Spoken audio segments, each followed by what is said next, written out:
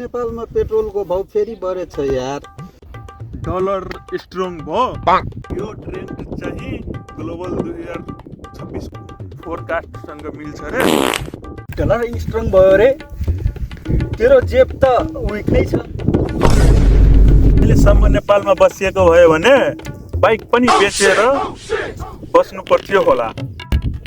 Bike बेचेर के गर्थ्यो? ओह नो, पेट्रोल हाल्ने पैसा हुँदैन थियो ब्रो। ए नेपालमा पेट्रोलको समस्या अनि राजनीतिको समस्या, पकेटको समस्या, के साथ कोम्बो समस्या।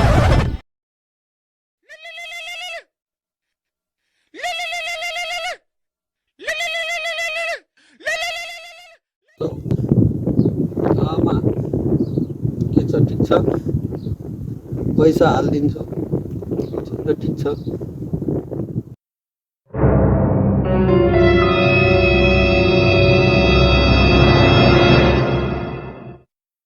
के भयो?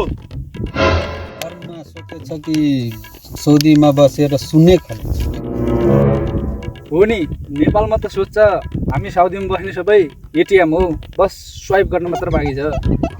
ब्रो, एटिएम को पनि लिमिट हुन्छ। हाम्रो त डेली लिमिट पनि सकिसक्यो।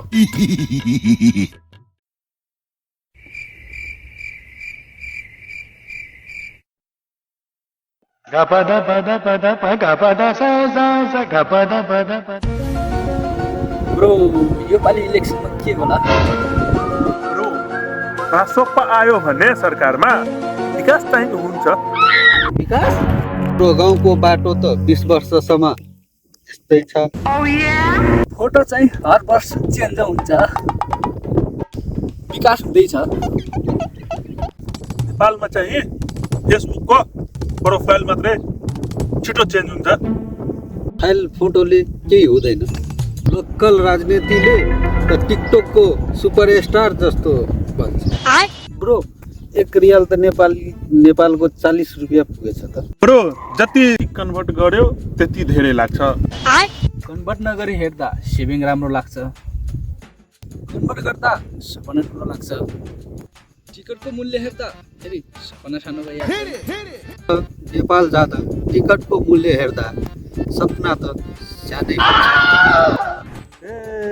यो डलरको रेट हेर्दा त खुसी लाग्छ। टिकटको मूल्य हेर्दा डिप्रेसन फिल हुन्छ। नेपालको इकोनोमी लाइफ हेर्दा रोलर कस्टर जस्तो छ। ब्रो, नेपालमा गएर मलाई इन्भेस्टमेन्ट गर्न मन छ, तर साउदीमा चाहिँ सेभिङ प्रायोरिटी हो।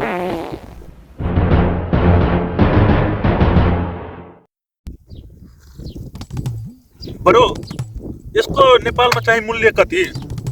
यता त 9 रियाल छ, नेपालमा सायद 300 होला। ब्रो, माइन्ड कन्फ्युज भयो। कन्फ्युज भयो भने टेस्टी सेम छ। साउदीको चिसो, नेपालको चिसो। हङ्गर उही, पकेट डिफ्रेन्ट। टेस्ट चाहिँ सेम छ, तर पैसा फरक छ। नेपाल फर्किने प्लान बनाउँदा त्यसको मूल्य र पेट्रोलको मूल्य चेक गर्नुपर्छ।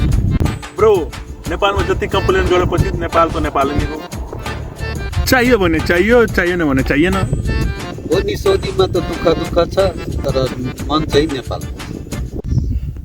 एक दिन पैसा जम्मा गरेर नेपाल फर्किने हो, तर अहिले चाहिँ चिसो पिउनलाई पैसा जम्मा गर्नुपर्छ।